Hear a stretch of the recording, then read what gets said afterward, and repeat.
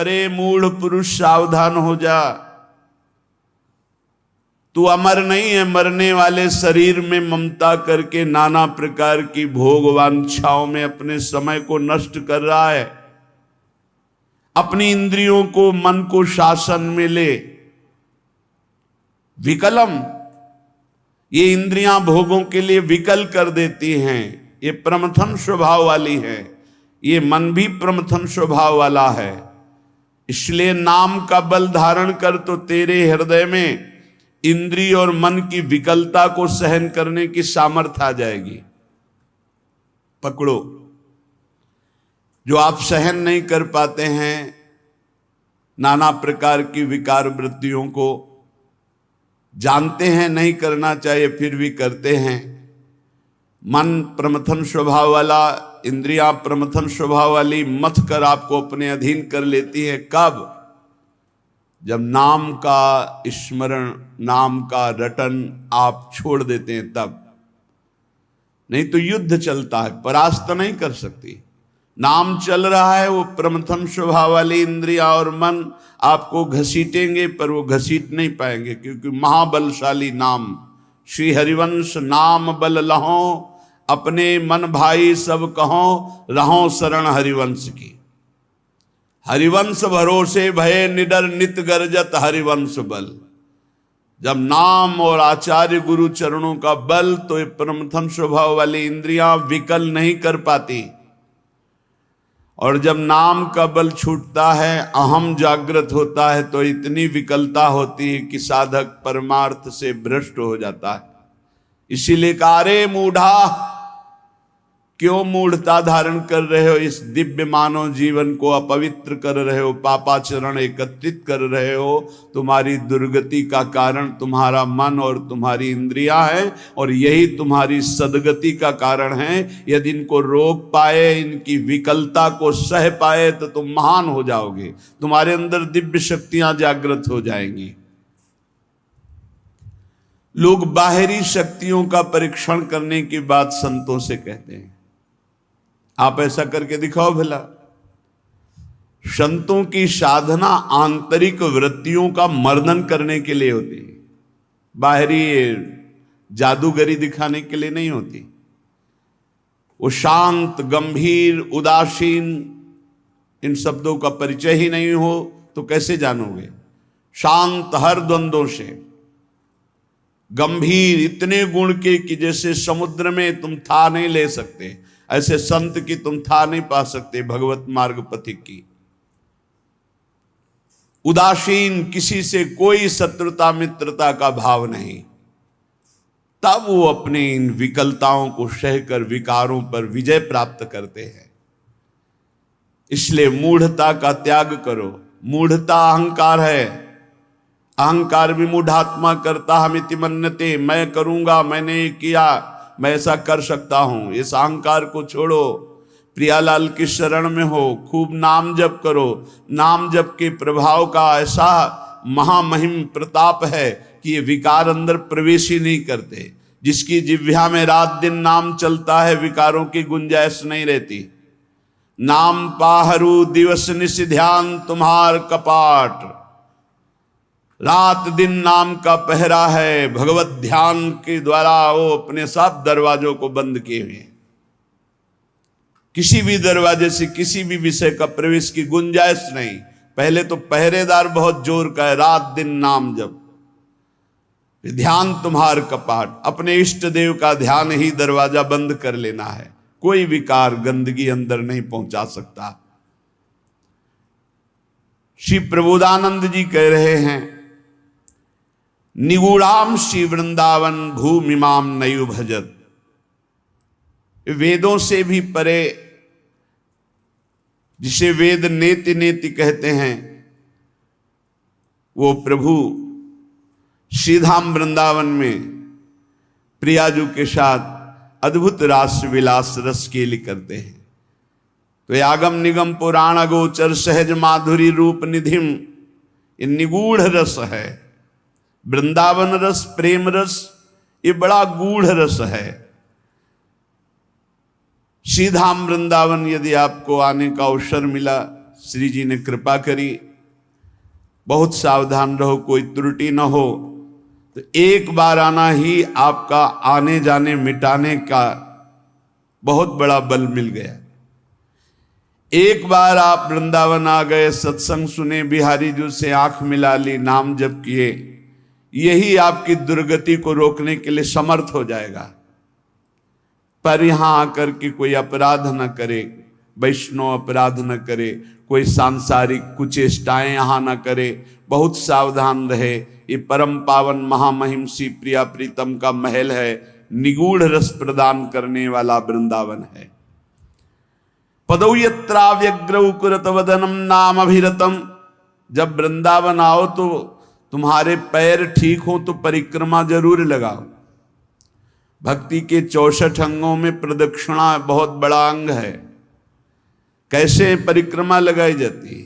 अपने आराध्य देव धाम को या गिरिराज जी महाराज या बरसाना जहां भी परिक्रमा लगा रहे हो, दाहिनी तरफ लघुशंका नहीं, शौच त्याग नहीं, थूकना नहीं, बहुत सावधानी पूर्वक चलो। जब लघुशंका हो तो बाईं तरफ करके रजादि से हस्तो प्रक्षाल्य आचमनम, ऐसे आचमन किया, हाथ धोया, फिर भगवान नाम जप करते हुए वदनम नामाभिरतम, एक क्षण के लिए भी नाम न छूटे, ऐसे परिक्रमा लगाओ। गप मारते हुए, संसारिक चर्चा करते हुए नहीं, मौन नाम जप करते हुए वृंदावन। पदौ श्रीपाद पदौ यात्रा व्यग्रौ, बड़ी मंगलमयी वो घड़ी होती है जब धाम की परिक्रमा लगाने का अवसर मिलता है। प्रत्येक परिक्रमा का परिणाम देखा, प्रत्येक परिक्रमा का, गिरिराज जी महाराज, वृंदावन, बरसाना, ये सब नवीन वैराग्य, नवीन हृदय में प्रिया प्रीतम के मिलन का उत्साह। यदि निरपराध परिक्रमा लग जाए तो एक परिक्रमा में खुद आप देखेंगे आपकी सोच बदल जाएगी, आपका चिंतन बदल जाएगा। अगर कहीं निष्काम है तो वैराग्य की वृद्धि होगी, अगर सकाम है तो वैराग्य शब्द से तो नहीं परिचय होगा, आपकी कामनाओं की पूर्ति अवश्य हो जाएगी। गिरिराज जी की परिक्रमा, वृंदावन की, कोई नशा न करे परिक्रमा में। ये जैसे इधर उधर की व्यसन नहीं ठीक है। गिरिराज जी में परिक्रमा किया, वृंदावन में किया तो बहुत बड़ा लाभ मिलेगा। अब देखते हैं लोग बीड़ी सिगरेट पीते हैं परिक्रमा में, मसाला खा के ये परिक्रमा लगा रहे हो, उद्दंडता नहीं। और नंगे पैर परिक्रमा लगाई जाती है। भगवान कृपा करें आपकी बुद्धि शुद्ध हो, नंगे पैर परिक्रमा।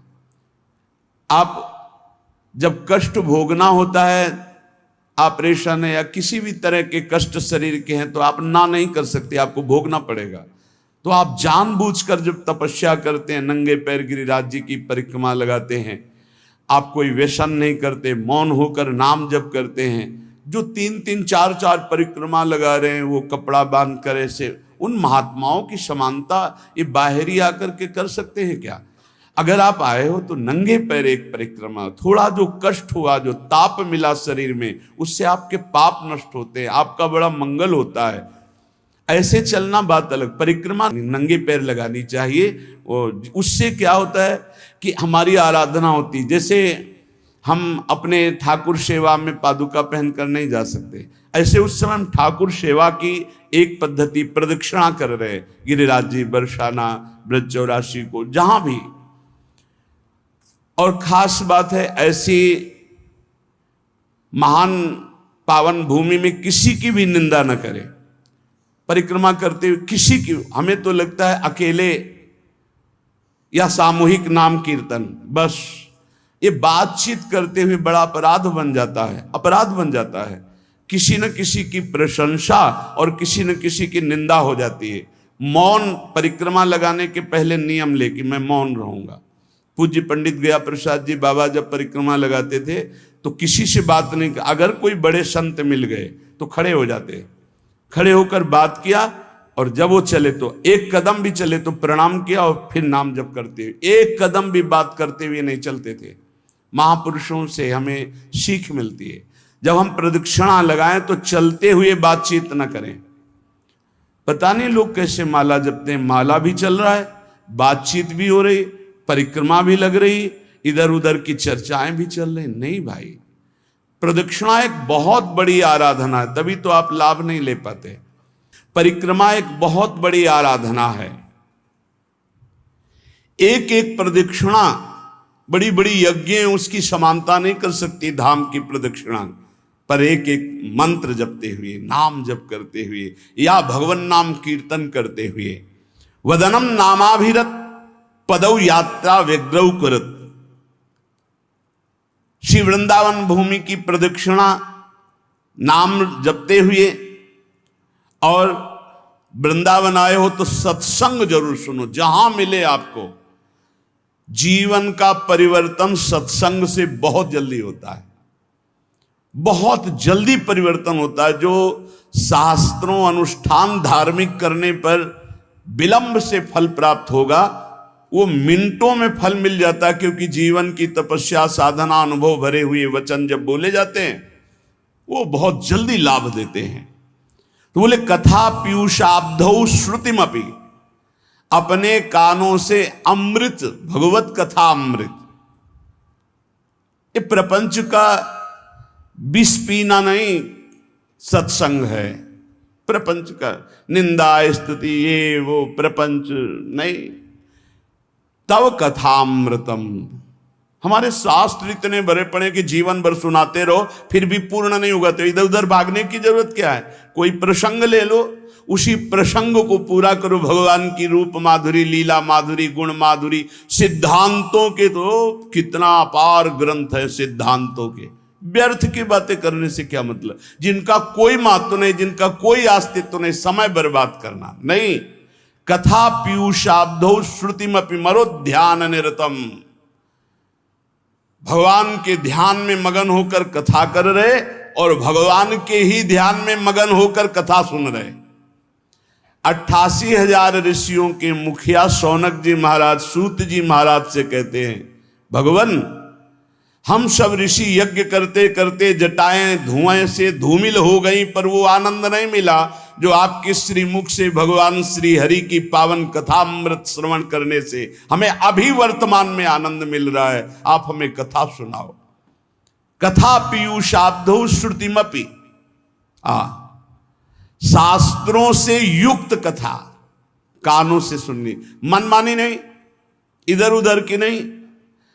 समस्या ये होती है कि जब हमारा चित्त प्रभु में नहीं लगा होता तो ज्यादा देर प्रभु में टिक ही नहीं सकता।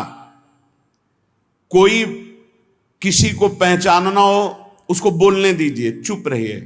प्रारंभ नोट कीजिए, मध्य नोट कीजिए और अंतिम नोट कीजिए। जिसका प्रारंभ मध्य और अंतिम जो निकले वो वही है। प्रारंभ से भगवत चर्चा, मध्य में भगवत चर्चा और विश्राम भगवत चर्चा, वो महाभागवत है। जिसका प्रारंभ भले हो भगवत चर्चा से माना, लेकिन घसीट गया बीच में भारी प्रपंच और विश्राम प्रपंच, वो स्थिति नहीं है भगवत चर्चा में स्थित। जिसका आदि मध्य अवसान प्रभु श्री हरि में ही है, प्रभु में ही है। मनोध्यानम निरतम, भगवत ध्यान, कितना आनंद भगवान की गुण महिमा, लीला महिमा, रूप महिमा मेरे प्रभु हैं। पुलक पुलक कर चर्चा करना, पुलकित होकर चर्चा सुनना, महान अपवित्रताओं को एक सत्संग नष्ट कर सकता है। एक सत्संग, इसीलिए सत्संग की समानता किसी से नहीं की गई। व्रतांश यज्ञ छंदांश तीर्था नियमा यमा यथा वरुंधेत सत्संगा सर्वसंगो पहो हिमाम। समस्त संगों का त्याग कराकर भगवत आसक्ति प्रकट करने की जो सामर्थ्य संत संग में, वो किसी साधना में नहीं। अरे शीघ्रम शीघ्रम सुतधन कलत्रादि ममता प्रताने कालोयम नहीं बपुरिदम मृत्युनुगतम। समस्ता लभ्यानां परमिदम अलभ्यम स्वकृपया भूय व्यक्तम वृंदा विपिन मधि वाति हठतः। अरे भाग जा, भाग जा, इस संसार के राग से भाग जा, सीधा वृंदावन की प्रिया प्रीतम की शरण ले ले। नहीं, ये राग पीस डालेगा। ये जो राग है ये द्वेष प्रकट करेगा। राग और द्वेष ये दो पलड़े ऐसे हैं, बड़े बड़ों को पीस देते हैं। चलती चक्की देख के दिया कबीरा रोए, दो पाटन के बीच में साबित बचा न कोई। राग द्वेष मान अपमान लाभ हानि जय पराजय सुख दुख जन्म मृत्यु पीस रहे चराचर जगत को। भाग, वो जो चक्की जहां से चल रही उसके सहारे पे पहुंच जाए। मामे वे प्रपद्यंते माया में ताम तरंतते। चलती चक्की देख के दिया कमाल ठठाए, रहा सहारे कील के तो बाल न बाका जाए। कील कौन है? इस संसार चक्र की कील कौन है? इन द्वंद्वों को निरंतर चलाने वाला कौन है? काल। और काल का भी स्वयं महाकाल वो प्रभु है, जो उसकी शरण में हो गया तो बाल न बाका जाए। सीम की चाप सके को तासु, बड़ रखवार रमापति जासु। इसलिए कह रहे हैं अरे शीघ्रम शीघ्रम, भाग भाग संसार के राग से भाग। कौन कौन से संसार के राग है? कह रहे श्रुत धनम स्त्रीम कलत्रादि ममताम। स्त्री पुत्र मकान शरीर राग भोग धन संपत्ति नाना प्रकार की तृष्णाएं तुझे बांधकर व्यर्थ में समय नष्ट करा रहे। तो क्या करें? बाबा जी बन जाए क्या? नहीं, यहां ऐसा नहीं कह रहे। या करें अंतर से राग रहित होकर, जैसे जल में ही कमल का फूल उत्पन्न होता है लेकिन निर्लेप रहता है, ऐसे तू सारे परिवार को नाथ सकल संपदा तुम्हारी और मैं सेवक समेत सुत नारी। क्या चला जाएगा तुम्हारा? तुम परम भागवत होकर भगवत प्राप्त हो जाओगे। केवल भावना बदलनी है। नाथ सकल संपदा तुम्हारी मैं सेवक समेत सुत नारी। अरे शीघ्रम शीघ्रम, जल्दी कर, पता नहीं काल का ठिकाना नहीं। प्रताने कालोयम नहीं वपुरिदम मृत्युनु गतम। किस क्षण तू मर जाए कोई भरोसा नहीं। पक्का किस क्षण मर जाए कोई भरोसा नहीं। ये शरीर मृत्यु के अनुगत है, कभी भी मृत्यु ढंगा सकती है। तो ये शरीर पुत्र मकान सब यहीं रह जाएगा। और धन की तृष्णा ये बहुत बुरी होती है। कोई बिरला ऐसा है जो अपने ज्ञान विज्ञान का प्रयोग करके परमात्मानंद का अनुभव करे। नहीं, सारा का सारा खेल बहुत बहुत पूर्वज जो हमारे ब्रह्म ऋषि हुए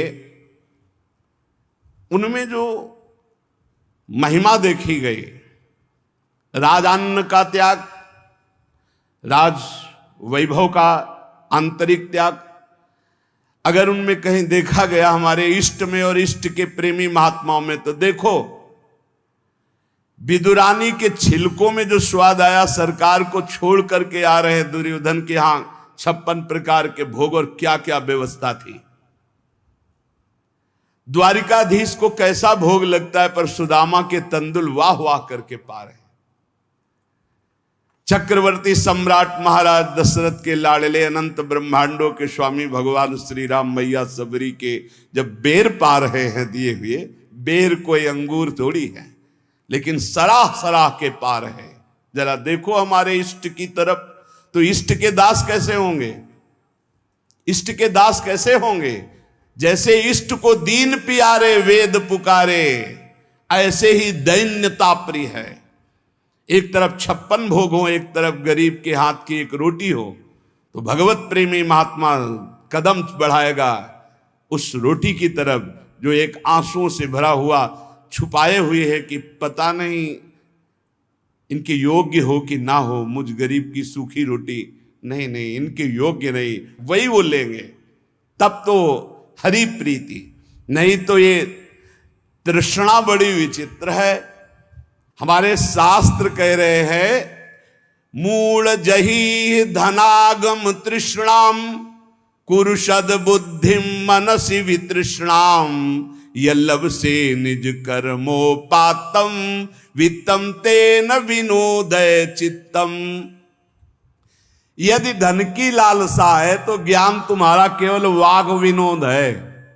वाग विनोद बातें हंसी मजाक जैसे की जाती ना, ऐसे केवल बातचीत है। कोई बातों से काल पर विजय नहीं प्राप्त की जाती। पर्यो प्रवाह काल के कदापि छूटी है नहीं, व्यास नंद नाम जो प्रतीति सो न रट रहे। तुझ में मुझ में और अन्य में एक ही भगवान वासुदेव विराजमान है। जब ये अनुभव हो जाएगा तब तुम काम क्रोध लोभ से ऊपर उठ जाओगे। किस पर काम दृष्टि रखोगे? अपने भगवान पर। किस पर गुस्सा करोगे? अपने भगवान पर। उमा जे राम चरण रत विगत काम मद को निज प्रभु में देखें जगत के ही सन करहीं विरोध। सब में अपना प्रभु, तो किससे विरोध करेगा? किससे काम भाव करेगा? इसलिए यदि भगवत प्राप्ति करना है तो क्रोध करना बंद कर दो। सहन करने वाला ही आत्मदर्शी होता है। भेद रूप देखने वाला अज्ञानी ही कामी और क्रोधी होता है। अभेद तत्व सब में वासुदेव देखने वाला ही शांत पुरुष होता है। इसलिए हर समय तू गोविंद का भजन कर। प्राणायामम प्रत्याहारम नित्यानित्य विवेक विचारम जाप्य समेत समाधि विधानम कुर्ववधानम महदवधानम भज गोविंदम गोविंदम भज मूढ़ मते। शरीर स्वस्थ रखना भगवत मार्ग में आवश्यक है। इसलिए कुछ मिनट प्राणों का याम करना चाहिए। प्राणों का व्यायाम जरूरी है। बिल्कुल सरल प्राणायाम, आपको बिल्कुल बैठे बैठे वृद्ध भी कर सकता है। बिल्कुल वृद्ध भी, जैसे बैठे हो आराम से बैठ जाओ। जैसे भी, ये सुखासन तो सब कोई बैठ सकता है, पलथी मार करके सुखासन बैठकर। राधा राधा राधा राधा राधा राधा राधा राधा राधा राधा राधा राधा राधा राधा राधा राधा राधा राधा राधा, वायु पूरे खींचते चले जा रहे, बंद कर। अब अंदर ही राधा राधा राधा राधा राधा राधा राधा राधा राधा राधा, बहुत जोर का प्राणायाम हो जाएगा, भजन भी हो जाएगा। नाम जप करते हुए वायु खींची में रोक लिया, कोई नाक वाक पकड़ने की जरूरत, फिर छोड़ दिया, फिर खींच लिया, फिर बंद करके नाम जप कर रहे, फिर छोड़ दिया। इसे अंतर कुंभक कहते हैं। और राधा राधा राधा राधा कहते हुए पूरी प्राणवायु बाहर निकाल दी, रोक लिया, बिल्कुल अंदर नहीं आने दिया, और फिर नाम जप करो। देखो प्राण व्याकुल होंगे एकदम। फिर जोर से खींचा, छोड़ दिया, फिर रोक लिया, फिर नाम जप कर रहे, फिर खींच लिया। इसे वाह्य कुंभक कहते हैं। वाह्य कुंभक, आंतरिक कुंभक। ये बिल्कुल सरल है। इनसे प्राणवायु का संसर्ग, खूब भजन होता है। अधिक से अधिक नाम जप करते हुए खींच लिया, रोक लिया, फिर नाम जप कर रहे, फिर छोड़ रहे, नाम जप करते हुए फिर खींच लिया, फिर रोक लिया, फिर छोड़ रहे। ऐसे छोड़ दिया, एकदम वायु निकाल दी, फिर रोक लिया, फिर खींच लिया, फिर छोड़ दिया। बाह्य और आंतरिक कुंभक आराम से बैठे बैठे, और 5-7 बार ऐसे जोर से दोनों नाक से खींचा, फिर बिना रोके छोड़ दिया।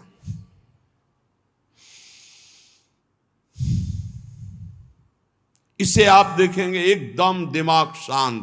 ये ब्लड प्रेशर पर भी बहुत असर करता है, ब्लड प्रेशर को सम लाता है। बिल्कुल सहज है। हमारा शास्त्र आज्ञा करता है शरीर स्वस्थ रखने के लिए कुछ मिनट प्राणायाम अत्यंत आवश्यक है। खुली वायु में, छत आदि में बैठ करके ऐसे शांत भाव से थोड़ी देर प्राणायाम। और फिर कह रहे प्रत्याहार, इंद्रियों का निर्विषय करना। अब शास्त्रीय पद्धति में तो चतुर्मास में लागू हो रहा है, आगे से भी चतुर्मास कल से लागू हो गया।